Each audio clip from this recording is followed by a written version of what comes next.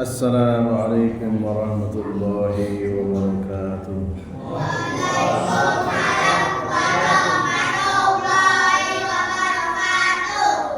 Innal hamdalillah nahmaduhu wa nasta'inuhu wa nastaghfiruh wa natubu ilaihi wa na'udzu billahi min shururi anfusina wa min sayyiati a'malina. Man yahdihillahu fala mudilla lahu wa may yudlil fala hadiyalah.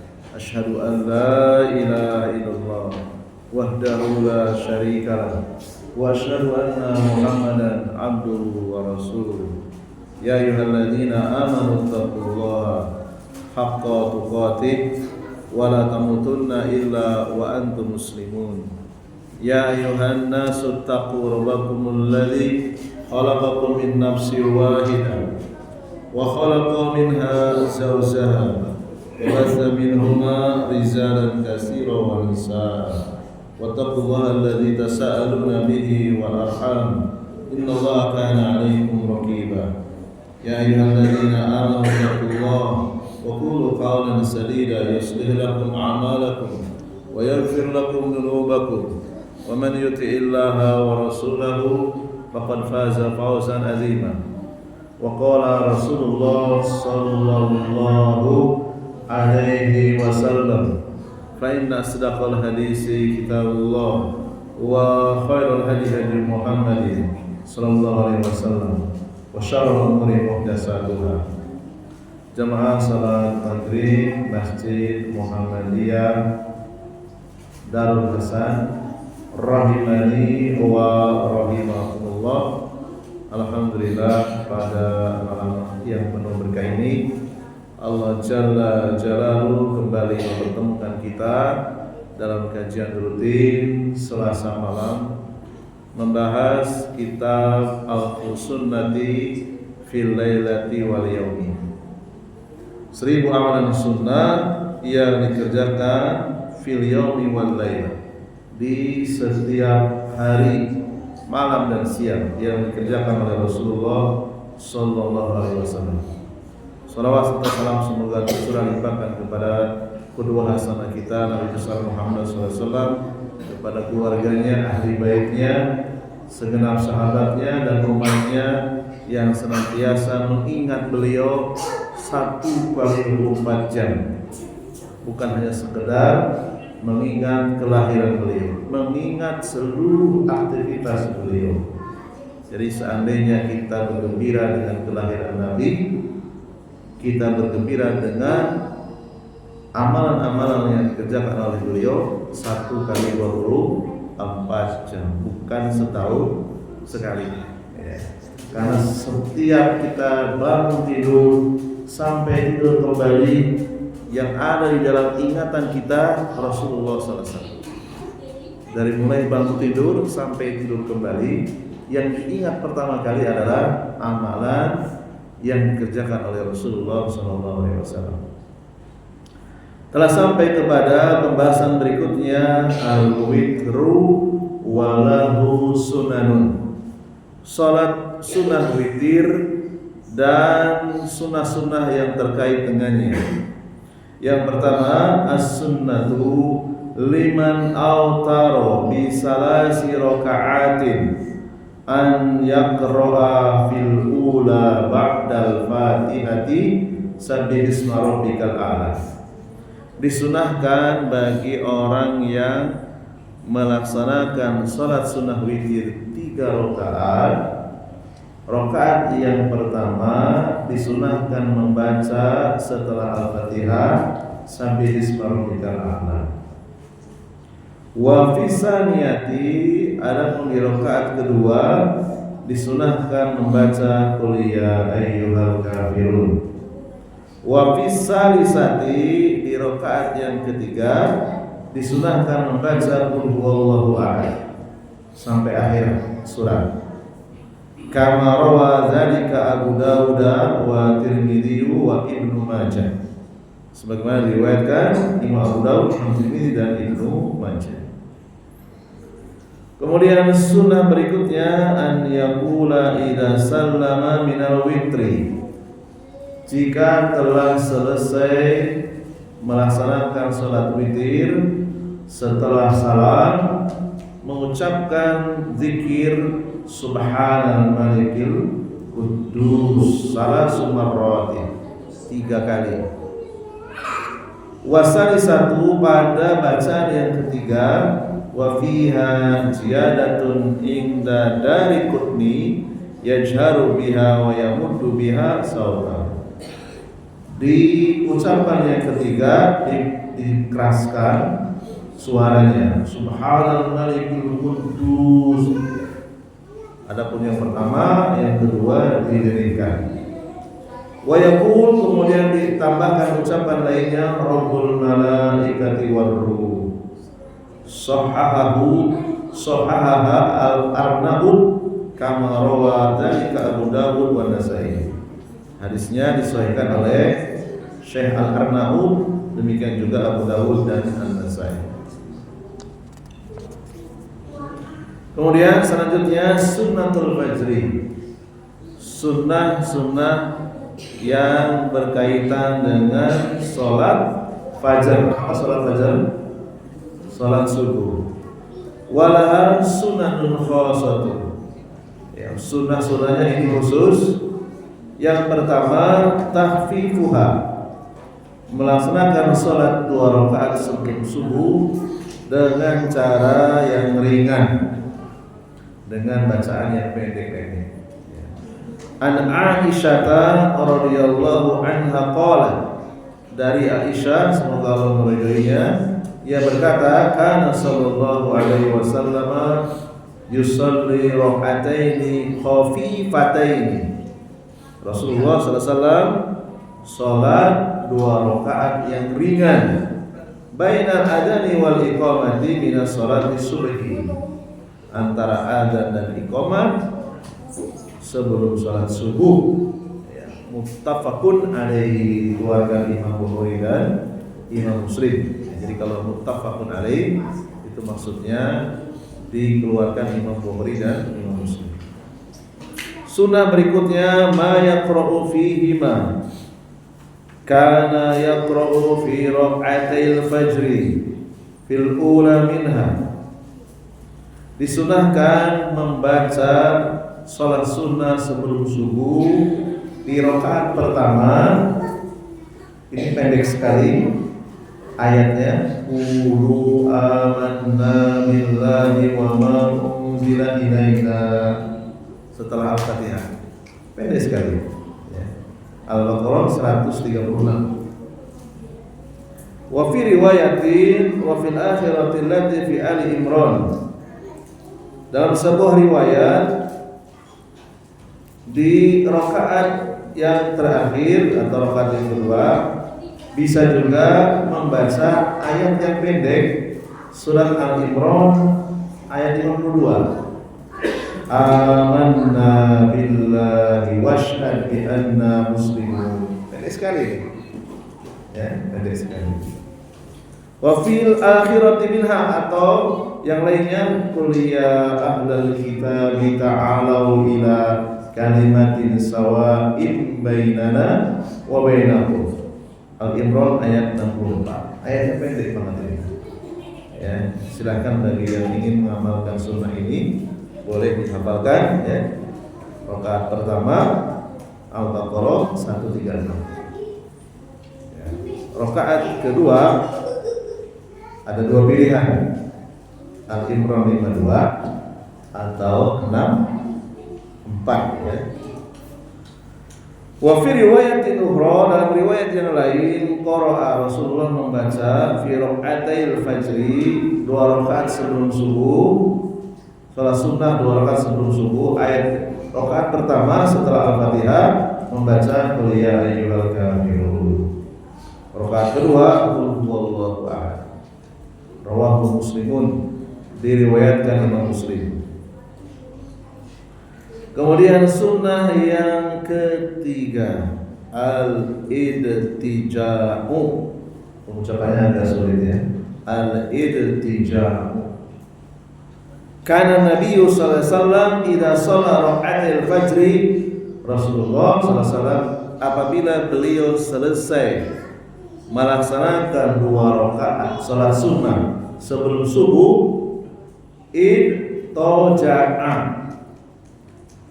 yaitu berbaring miring ke arah kanan, ya, miring ke arah kanan, namanya idtoja'a, ala syaqqihi, di atas lambung kanan, al-aimani, rawahu al-Bukhari, diriwayatkan Imam Bukhari.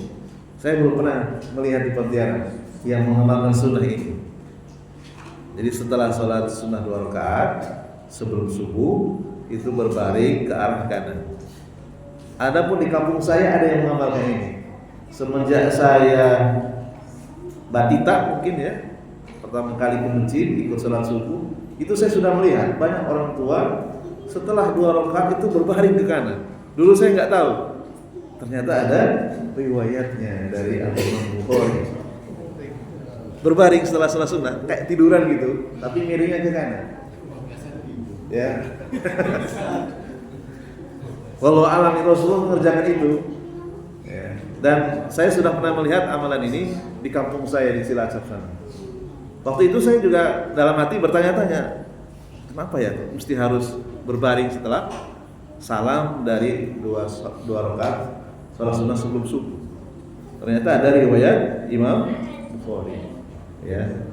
Fa indama tusalli raka'atai al-fajr bi baitika, demikian juga jika Anda melaksanakan salat sunnah sebelum subuh di rumah, hawala an tadtaji'a ba'daha walau li muddati daqaiq, berbaringlah sesaat walaupun sesaat. Ya.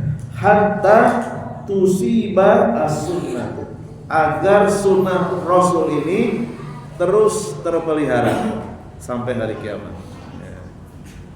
Jadi kita melakukan gerak-gerik yang mungkin bagi sebagian orang aneh gitu ya. Setelah salam langsung baring. Ternyata ini sunnah Nabi Sallallahu Alaihi Wasallam. Ya. Nah, mungkin bisa ditinjau dari medis, walau alam saya nggak tahu. Apa kira-kira manfaatnya berbaring setelah 2 rakaat salat sunnah sebelum subuh? Ya.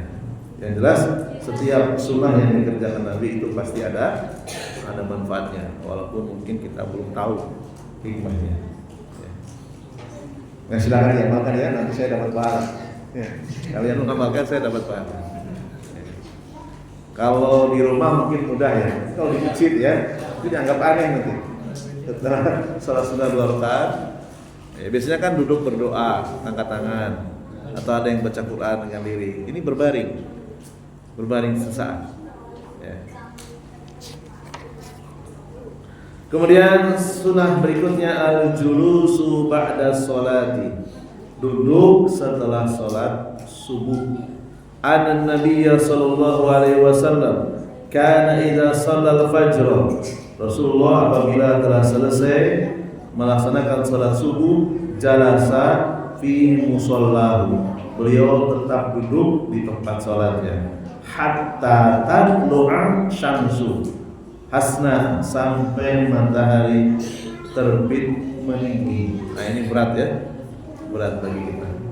Biasanya kita setelah salam zikir langsung pulang, berat karena tidurnya kurang, mau melanjutkan lagi ya, atau ada kegiatan yang lain. Nah, ini adalah sunnah Nabi, beliau tidak langsung keluar setelah zikir, tapi tetap duduk sampai matahari terbit, dan bisa dilanjutkan dengan salat sunnah subuh, bisa di masjid ataupun di rumah. Berikutnya sunanu salati al-qauliyatu, sunnah-sunnah yang terkait dengan salat dalam bentuk ucapan. Yang pertama, doaul istiftahi, doa istiftah, wa huwa qauluhu ba'da takbiratul ihram, diucapkan setelah takbiratul ihram, takbir yang mengharamkan dari aktivitas di luar sholat, takbiratul ihram, ya, yaitu mengucapkan Allahu Akbar. Doa iftitahnya diantaranya adalah subhanakallahumma bihamdika wa tabarakasmuka wa ta'ala jadduka wa la ilaha ghairuka. Ya, dikeluarkan imam ahli hadis yang keempat. Ya, Abu Dawud, Nasai, Tirmidzi, Ibnu Majah. Wa hunaka du'aun akhar, ada juga doa yang lainnya yang banyak dihafal insyaallah taala. Allahu ba'id baini wa baina khataaya kama ba'adta baina al-masyriqi wal maghrib. Allahumma naqqini min khataaya kama yunqqa thawbul abyadu minan danas. Allahumma ighsilni min khataaya bil ma'i was-salji wal barr. Rawahul Bukhari wa Muslim. Dan masih banyak doa-doa iftitah yang lainnya selama bersumber dari hadis yang makbulah, hadis yang derajatnya sahih atau hasan, boleh untuk diamalkan. Wa yahtaru ahadul ad'iyata allati waradat fil istiftahi wa yaqulu. Jadi selama doa-doa iftitah tersebut berasal dari hadis yang makbulah, boleh dipilih untuk dibaca. Kemudian sebelum membaca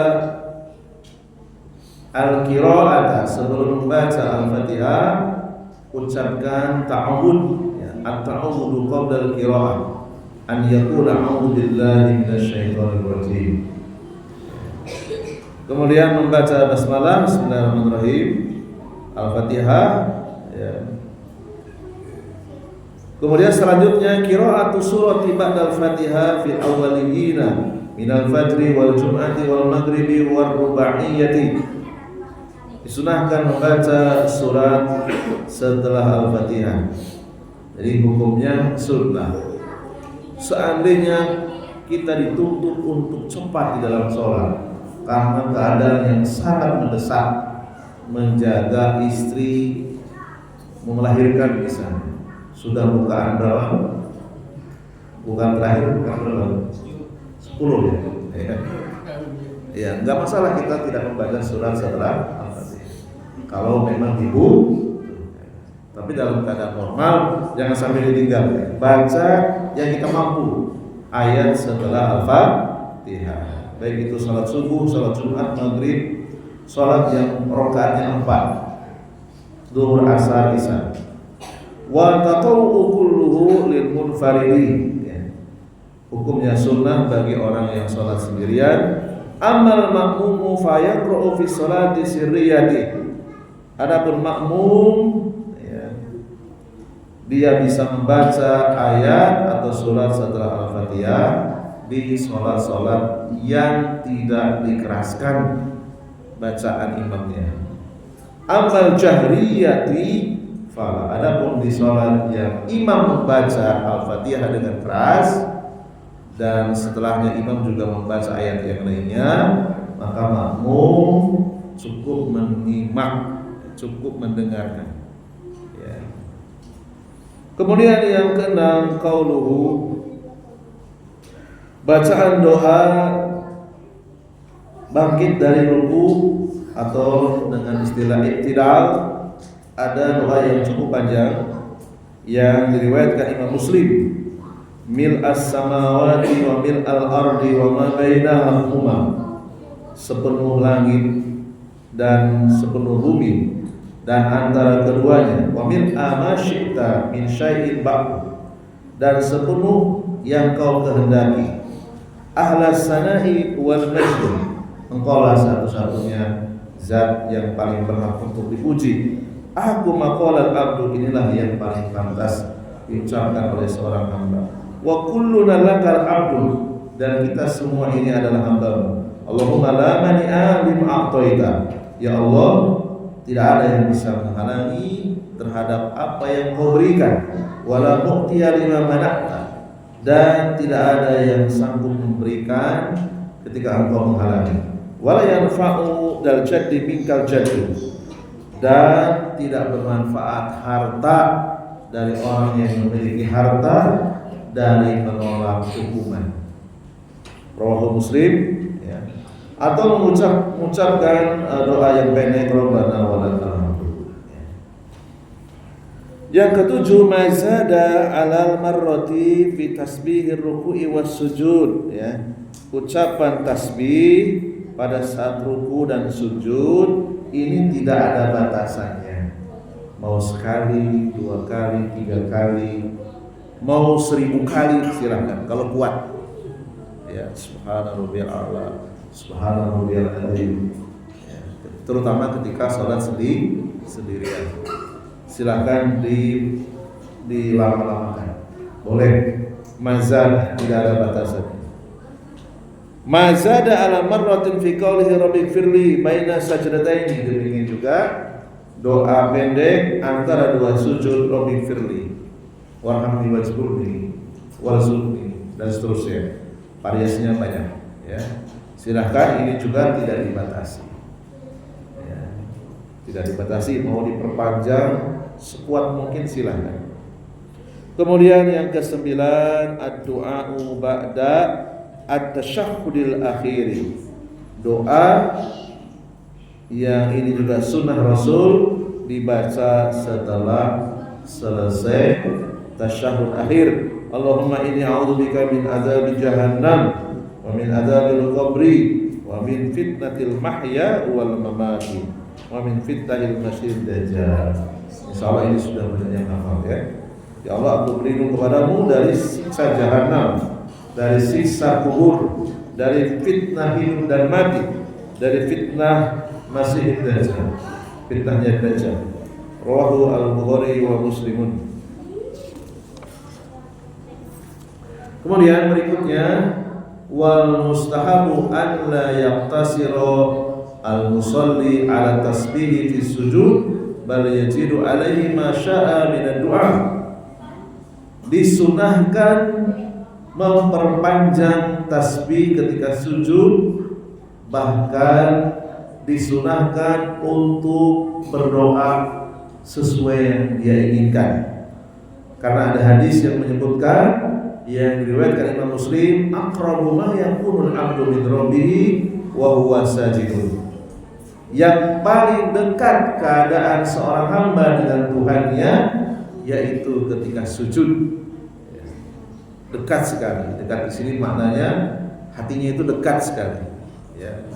Penghambaan yang sangat tinggi. Ya, otak yang dia miliki, kecerdasan yang dia miliki itu di bawah, mohon maaf, di bawah pantatnya. Ya, ketundukan yang luar biasa ketika sujud.